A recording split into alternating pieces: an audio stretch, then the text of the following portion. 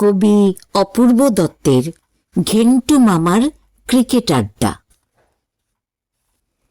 Cricket নিয়ে আড্ডা মানেই ঘেন্টু মামার দিন। ফ্লাস্ক ভর্তি কফি, হাতে সিগারেটের টিন। ফি রবিবার পরাণ ঘোষের তেলে ভাজার ঠেকে ঘেন্টু মামা এসে বসতেন সকাল 9টার থেকে।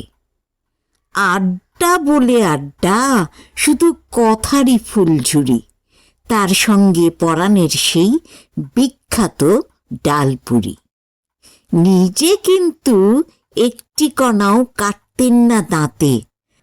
বাঁ হাতে লাল কফির কাপ আর সিগারেট ডান হাতে। জর্দা ঠাসা এক খেলি পান মুখের মধ্যে গুঁজে দার্শনিকের মতন শুরু করতেন চোখ বুজে। আজকে না হয় অন্য একটা মজার গল্প শোন। টেস্ট খেলতে ইন্ডিয়া টিম যাচ্ছিল মেলবোর্ন। 47-48 সিরিজের লাস্ট টেস্ট। আমার মতে অস্ট্রেলিয়ার ওই টিমটাই বেস্ট।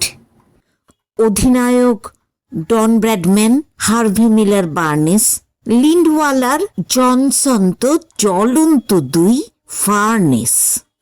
আজকালকার ছেলে তোরা কি বা খবর রাখিস? ম্যাগ্রাওয়ান পন্টিংদের স্বপ্নে বিভোর থাকিস।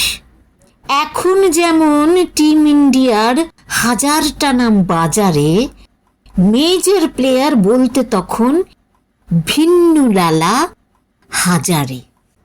এই দেখছিস কথায় কথায় কিসের মধ্যে কিসে নস্টালজিয়া এমন জিনিস হারিয়ে ফেলি দিশে। আসলটা তো বলাই হয়নি। প্লিজ একটু শোন। সে রাত্রিরে 10টা নাগাদ ডনের টেলিফোন। ওদের টিমে খেলার জন্যে অফার দিল স্ট্রেট। ওদের টিমে খেলার জন্যে অফার দিল স্ট্রেট। ভাবা যায় না, অবিশ্বাস্য, গ্রেট, রিয়েলি গ্রেট।